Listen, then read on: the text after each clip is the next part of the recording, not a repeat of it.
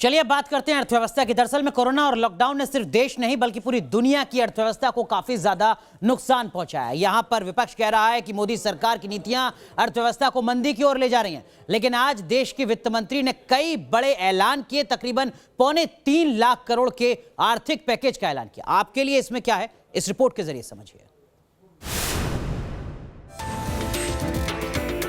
मुश्किलों का अंधेरा छटने वाला है, खुशियों की किरण जगमगाने वाली है। अर्थव्यवस्था के मोर्चे पर सरकार की तरफ से यही संदेश दिया जा रहा है। कोरोना से जूझ रही इकोनॉमी को समर्थन देने के लिए वित्त मंत्री निर्मला सीतारमण ने धनतेरस के दिन कई बड़ी घोषणाएं की। सरकार की तरफ से आत्मनिर्भर भारत रोजगार योजना को लॉन्च किया गया। इसका फायदा उन लोगों को मिलेगा जो ईपीएफओ के तहत रजिस्टर्ड नहीं थे, जिनका वेतन 15,000 से कम है, वो इसके तहत आएंगे। सरकार का दावा है कि इस तिमाही में अर्थव्यवस्था की हालत में जरूर सुधार होगा। सरकार के अच्छे दिन के दावों को लेकर कुछ आंकड़े ऑटोमोबाइल सेक्टर की तरफ से आगे आए हैं। अक्टूबर के महीने में टाटा मोटर्स की बिक्री 80% बढ़ी है। टीवीएस की बिक्री में 22% का इजाफा देखा गया है। वहीं मारुति सुजुकी की बिक्री में भी 18.9% की बढ़ोतरी हुई है। इसके अलावा जीएसटी कलेक्शन भी 10% तक बढ़ा है। लेकिन इन आंकड़ों के अलावा आरबीआई की रिपोर्ट भी आई है, जो अर्थव्यवस्था की धुंधली तस्वीर पेश कर रही है।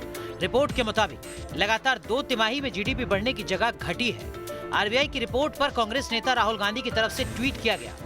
राहुल गांधी ने ट्वीट कर कहा, भारत के इतिहास में पहली बार आर्थिक मंदी आई है। नरेंद्र मोदी ने जो कदम उठाए हैं, उसने भारत की ताकत को कमजोरी में बदल दिया है। विपक्ष सरकार पर वार कर रहा है, वहीं सरकार का दावा है कि अर्थव्यवस्था की स्थिति सुधर रही है।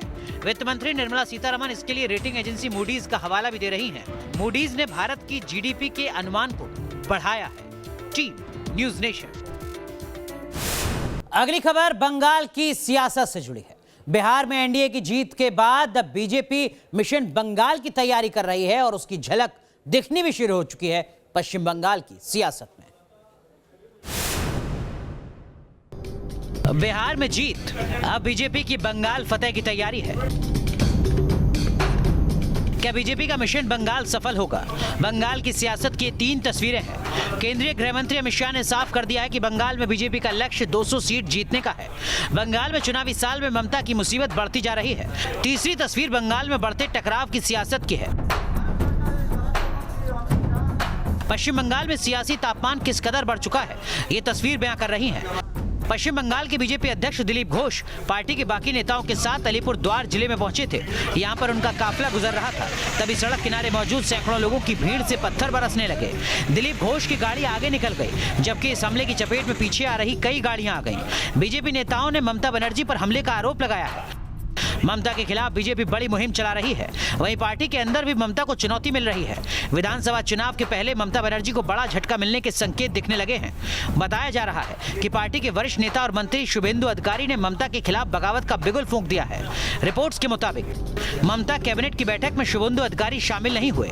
शुभेंदु के अलावा 3 और मंत्री भी बैठक में नहीं पहुंचे। बताया जा रहा है कि ये लोग ममता से बगावत कर सकते हैं। शुभेंदु अधिकारी को टीएमसी का कद्दावर नेता माना जाता है। अगर वो बीजेपी में शामिल होंगे तो माना जा रहा है कि उससे टीएमसी को काफी नुकसान हो सकता है। Team news nation. तो बंगाल की सियासी उठापटक और इसके पीछे है बिहार के एनडीए के चुनावी नतीजे, जिसमें एनडीए को जीत हासिल हुई। लेकिन महागठबंधन को अभी भी मानो अपनी हार पर यकीन नहीं हो रहा। यही वजह है कि तेजस्वी यादव तो नतीजों पर ही सवाल खड़ा कर रहे हैं। बिहार में फिर नीतीश की बहार है। एक बार फिर नीतीश कुमार है। ये बात आरजेडी कार्यकर्ताओं को नागवार गुजर रही है। चुनाव नतीजों को लेकर आरा में महागठबंधन के समर्थकों ने हंगामा किया है। महागठबंधन के कार्यकर्ता काउंटिंग में गड़बड़ी का इल्जाम लगा रहे हैं। आरा में हंगामा हुआ तो पटना में चुनाव नतीजों के बाद पहली बार तेजस्वी यादव सामने आए। तेजस्वी ने भी चुनाव आयोग पर सवाल उठाया। इसके साथ ही उन्होंने नीतीश कुमार पर वार किया। पहले क्यों नहीं काउंटिंग कराई गई? किसके दबाव में? अगर जहां भी पोस्टल अगर बाद में काउंट हुए हैं तो हमारी मांग है, क्योंकि 40 दिन तक सील्ड रहता है, और रिकाउंटिंग कराया जाए। ये हमारे महागठबंधन लोगों की मांग है, उस पर रिकाउंटिंग कराया जाए।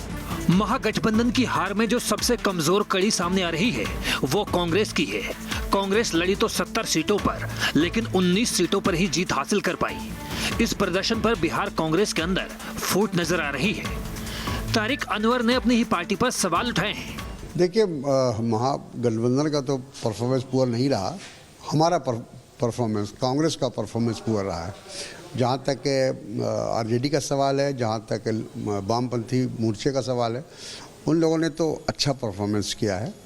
और लेकिन हम लोगों से जो उम्मीद थी, कांग्रेस से जो उम्मीद थी, वो कांग्रेस नहीं कर पाई। दिवाली के बाद एक बार फिर बिहार में नीतीश कुमार की ताजपोशी होगी, लेकिन आरजेडी हार मानने को तैयार नहीं है।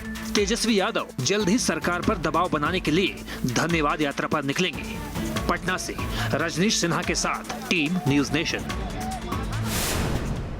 देश इस वक्त त्योहार के रंग में रंगा हुआ है। दिवाली आ चुकी है और बाजारों में भीड़ ऐसे है कि पैर रखने के लिए जगह तक नहीं मिल पा रही है। लेकिन कोरोना काल में यह भीड़ डरा भी रही है, क्योंकि जिस तरीके से दिल्ली में कोरोना के मरीज बढ़ रहे हैं, वो एक बड़े खतरे की आहट दे रहे हैं।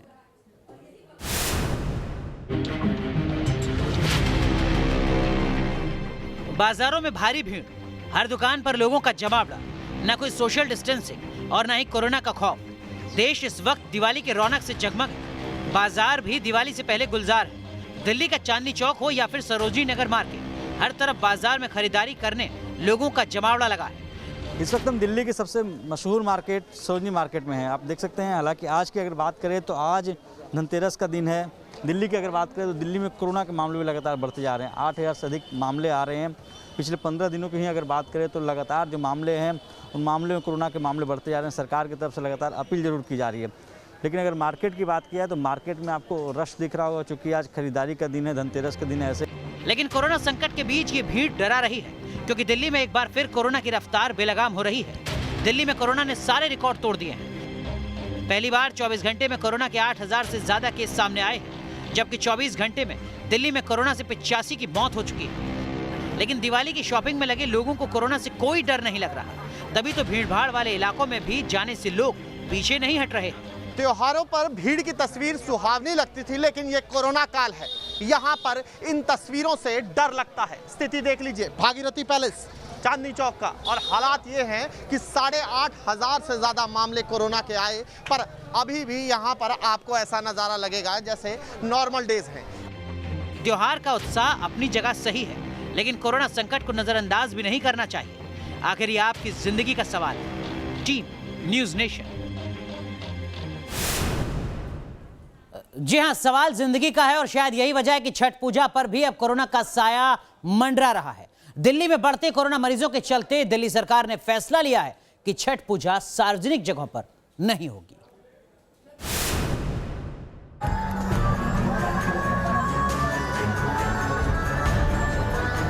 घाट पर लोगों की रौनक। नदी के किनारे और तालाब के किनारे बने घाटों पर जमा होकर सूरज को अर्घ देने की परंपरा। छठ पूजा के मौके पर बिहार से लेकर दिल्ली तक हर साल इसी तरह की रौनक दिखती है, लेकिन इस बार कोरोना का साया मंडराने से ये रौनक फीकी रहने वाली है, क्योंकि कोरोना के बढ़ते केस को देखते हुए दिल्ली की केजरीवाल सरकार ने सार्वजनिक जगहों पर छठ पूजा करने पर रोक लगा दी। इसका मतलब है कि इस बार घाट पर जाकर लोग पूजा नहीं कर पाएंगे। देखिएगा, दिल्ली सरकार ने फैसला किया है कि इस बार जो छठ पूजा, क्योंकि छठ पूजा पानी के अंदर होती है, तो उसको घाटों पे करने से के लिए मना किया गया है। होता क्या है कि एक ही मान लो वाटर बॉडी है, तालाब है, उसके अंदर 100 लोगों ने मान लो पूजा के लिए उतरे उसके अंदर, और 100 में से अगर 2 लोग भी या 4 लोग भी इन्फेक्टेड थे तो बाकी 100 को भी होने के चांसेस 100% ही है। वहीं छठ पूजा संघर्ष समिति के प्रतिनिधि मंडल ने दिल्ली सरकार के मंत्री गोपाल राय से मुलाकात की और गाइडलाइंस के साथ छठ पूजा में छूट देने की मांग की। रिक्वेस्ट हम लोगों ने गोपाल जी से की है कि कुछ नियम कानून कायदे ला करके और एक लिमिटेड संख्या में, जैसे ईद 50 लोग मना सकते हैं और बहुत सारे त्योहार सामूहिक तौर पे बहुत ज़्यादा संख्या में इकट्ठे ना होकर के कम संख्या में इकट्ठे होकर के हम छठ के पर्व को मनाएं। बिहार, झारखंड और पूर्वी उत्तर प्रदेश से ताल्लुक रखने वाले लोग दिल्ली में छठ पर्व मनाते हैं। पिछले साल दिल्ली सरकार ने छठ पूजा के लिए बड़ी तैयारी की थी। पूरी दिल्ली में करीब 1100 घाट बनवाए गए थे, लेकिन इस बार कोरोना संकट के चलते केजरीवाल सरकार को सख्ती दिखानी पड़ रही है। Team news nation. चलिए अब बात करते हैं उत्तर प्रदेश की, जहां से रोजगार के मोर्चे पर आज एक अच्छी खबर आई। उत्तर प्रदेश के मुख्यमंत्री योगी आदित्यनाथ ने 1400 से ज्यादा जूनियर इंजीनियर्स को नियुक्ति पत्र दिया और खबर तो यह भी है कि आने वाले वक्त में योगी सरकार लाखों की संख्या में रोजगार देने पर काम कर रही है। नियुक्ति पत्र प्राप्त करते समय कहीं कोई लेन देन की आवश्यकता तो नहीं पड़ी। उत्तर प्रदेश के मुख्यमंत्री योगी आदित्यनाथ नौकरियों में पारदर्शी सिलेक्शन की बात कर रहे हैं। धनतेरस पर सीएम योगी ने उत्तर प्रदेश के लोगों को बड़ा गिफ्ट दिया। सीएम ने 1438 जूनियर इंजीनियर्स को नियुक्ति पत्र बांटे। उत्तर प्रदेश लोक सेवा आयोग से इन इंजीनियर्स का सिलेक्शन हुआ था। इस मौके पर सीएम ने सिलेक्टेड कैंडिडेट से सिलेक्शन प्रक्रिया की पारदर्शिता की बात भी की। देखिए, आज महिलाओं में आपने एकदम टॉप स्थान प्राप्त किया है। जी सर। कैसा लग रहा आपको? बहुत अच्छा लग रहा है सर। आपने वहाँ ऐसा धमकी तो नहीं दिया था लोक सेवा आयोग में कि मैं मुख्यमंत्री के जनपद से हूँ तो जो है मेरा सिलेक्शन हो जाना चाहिए? नहीं सर। सिफारिश की आवश्यकता तो नहीं पड़ी ना किसी से? नहीं सर, किसी तरह किसी चीज की जरूरत। और किसी ने पैसे की मांग तो नहीं की थी? यूपी में योगी सरकार युवाओं को रोजगार देने के बड़े मिशन पर काम कर रही है। बताया जा रहा है कि मुख्यमंत्री ने नवंबर 2020 से मार्च 2021 तक राज्य में 50 लाख युवाओं को नौकरी देने का लक्ष्य तय किया है। मुख्यमंत्री योगी आदित्यनाथ दिवाली के बाद इसका ऐलान कर सकते हैं। रोजगार के साथ पारदर्शी सिलेक्शन योगी सरकार का मिशन है। सीएम योगी का कहना है कि प्रतियोगिताओं में रिश्वत और सिफारिश की कोई गुंजाइश नहीं होगी। Team news nation. चलिए, उत्तर प्रदेश के बाद अब बात करते हैं बिहार की। बिहार विजय के बाद नीतीश कुमार आज पहली बार सामने आए। अपनी पार्टी के चुने हुए विधायकों की बैठक में नीतीश कुमार ने हार का ठीकरा चिराग पासवान पर फोड़ा, लेकिन सीएम पद पर पत्ता नहीं खोला। उन्होंने कहा कि इसका फैसला केवल जेडीयू नहीं बल्कि एनडीए में शामिल जो बाकी दल हैं वो करेंगे। लेकिन इन सब के बीच नीतीश कुमार को ऐसा कहना क्यों पड़ा, समझना यह भी बेहद जरूरी है, क्योंकि लगातार नीतीश कुमार को लेकर सवाल भी उठते रहे। तो वही ना कहेंगे, कोई दूसरा कौन कहेगा? एनडीए की बैठक होगी और उसमें औपचारिक रूप से निर्णय होगा। तो जो बैठक वही बता रहे हैं कि अभी 1-2 दिन के बाद ही ना हो पाएगा। मीटिंग होगी उसके बाद हो ही जाएगा ना। तो हम लोग को क्या करना? एक बात हम बहुत साफ आपको करते हैं कि भाई कोई मेरी तरफ से आपने देखा है कि कभी हम दावा करते हैं, हम कभी करते हैं, हमने तो काम किया।